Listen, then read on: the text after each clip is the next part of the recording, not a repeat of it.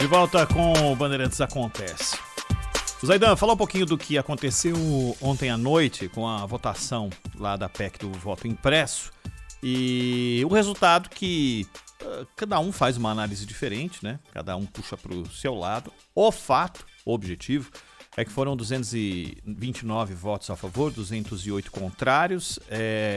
O assunto está encerrado, pelo menos na Câmara, o que disse o presidente da Câmara, Arthur Lira, ontem, dando entrevista até o final da noite, para aquilo que foi o tema, a pauta das últimas semanas das discussões nacionais, o tema do voto impresso, que terminou, pelo menos na Câmara Federal, Zaidan. Pois é, houve também 27 votos não concedidos, ou seja, deputado que não apareceu para votar. Podia votar de maneira online, né? E não votou nem assim, né? Nem assim. Não quis se manifestar, né? Isso acontece. E às vezes até em temas mais importantes, né? Os caras conseguem, e alguns estão lá e optam pela abstenção. Pois é. Em temas importantes, mais importantes que esse. E vale notar que houve, como quase sempre acontece, né? Houve dissidências, ou seja, MDB, no PSD do Kassab, muita gente que não seguiu a orientação do partido. E isso acontece. Não é PSDB também, né, Zaidan? PSDB teve também. 14 favoráveis, né? Exato, e o partido havia decidido votar contra. Interessante que o partido do Ciro Nogueira e do Arthur Lira, o PP, havia liberado a bancada, né? Na verdade, está todo mundo liberado, como a votação mostra, né? E como o Ciro Nogueira virou ministro, o André Fufuca, ele assumiu o comando do partido, do Progressistas. E ele não votou. E é tido como aliado do governo. O André Fufuca, que é do PP, do Ciro Nogueira, do Arthur Lira. Ele é hoje quem comanda o partido, já que o Ciro Nogueira assumiu o ministério. E ele não votou. Também não votou o Aguinaldo Ribeiro, que também é tido como aliado do governo. Não quis lá dizer sim ou não. Então, Ronald, é normal que haja essas dissidências, né? Aliás, no PP, Zaidan, no PP, 16 a favor, foram bem equilibrados. 16 a favor, 13 contrários e 11 que deram no pé, né? Que não quiseram nem se comprometer. Inclusive quem comanda o partido. Exato, é o Fufuca lá. Agora, o fato do Ciro Nogueira ter decidido, junto com o Arthur Lira, claro, né? Os dois é que tomam essas decisões mais importantes do partido. O fato deles terem decidido liberar a bancada mostrou-se, o cara, ele é ministro da Casa Civil, ministro-chefe da Casa Civil, mas não quis determinar ao partido que votasse assim ou assado. Mesmo sendo ministro-chefe da Casa Civil, como dizem, e sendo, portanto, o principal agente político dentro do ministério. E, aliás, ele foi para lá exatamente para garantir apoio maior dessa abstração que é o Centrão ao Bolsonaro. Mas ele não fechou a questão, não falou, não, nosso partido votará assim, assado. Mesmo sabendo que havia dissidências e tal, não quis fechar a questão. Isso mostra, de um lado, que ele e o Arthur Lira já sabiam o que iria acontecer, que não haveria 308 votos. A maioria votou a favor, mas longe dos 308 votos, que é o mínimo necessário para aprovar uma PEC. E além disso, o Bolsonaro, muita gente dos dois lados, né? Aqueles que imaginaram que o Bolsonaro iria entrar num quadro de depressão em razão dessa decisão, e aqueles que comemoraram, né? Eu me lembrei até, ouvindo alguns comentários, do Nelson Rodrigues, falando da baba bovina, né? Descendo na gravata. Perdeu. O Bolsonaro, a principal bandeira não era a impressão do voto que é digitalizado ali. A principal bandeira é ter a reprovação da ideia do voto impresso como a explicação para uma eventual derrota. Se ganhar, tudo bem, assunto encerrado, né? No máximo talvez ele pode dizer, eu ganharia demais, né? Ganharia demais, ganhei no primeiro turno, aquelas coisas. Como fez em 18. Agora, se perder, aqui, ó, Perdi porque não quiseram mudar o sistema de votação. E isso já vira, inclusive, uma plataforma política.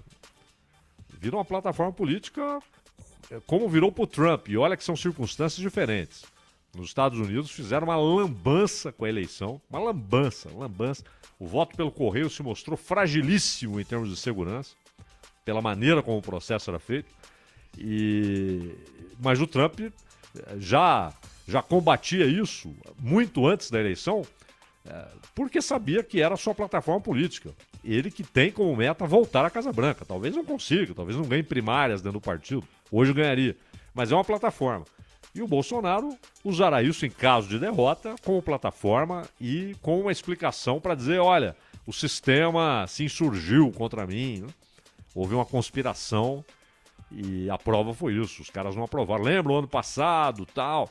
A reclamação dele que eu acho pertinente, e eu acho até que hoje seria muito... Mas amanhã, gente, falando sobre outras questões do Supremo, que eu acho pertinente, foi a intromissão do Barroso e do Moraes nas discussões parlamentares. Porque esse é um assunto do parlamento. A Justiça Eleitoral, ela deve aplicar e garantir a lisura daquilo que foi aprovado pelo parlamento, do processo aprovado pelo parlamento. Essa é uma discussão do parlamento.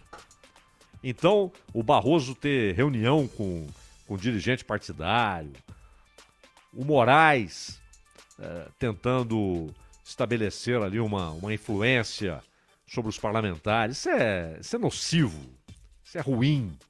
Não cabe a ministro do Supremo se intrometer em discussão parlamentar.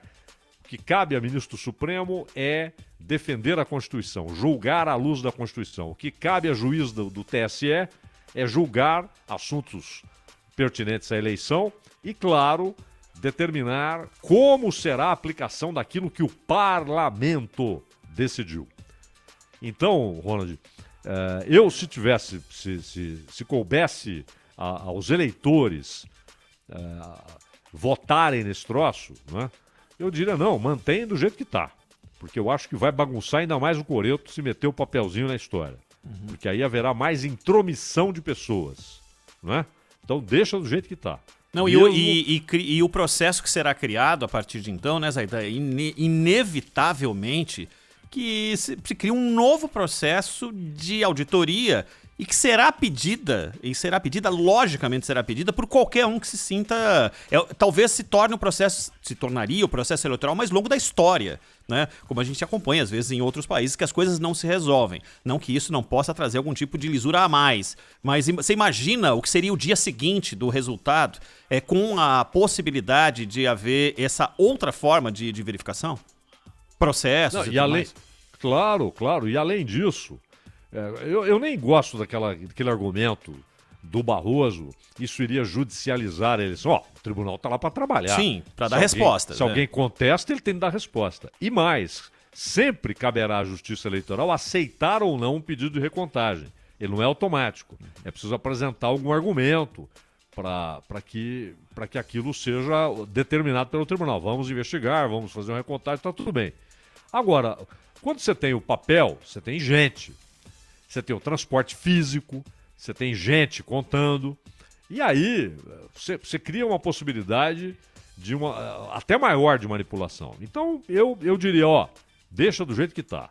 Se aos eleitores fosse dado o direito de tomar essa decisão. Agora, não cabe ao Barroso, não cabe ao Alexandre de Moraes influenciar parlamentar. Não cabe. Eles têm que dizer, o sistema é esse aqui.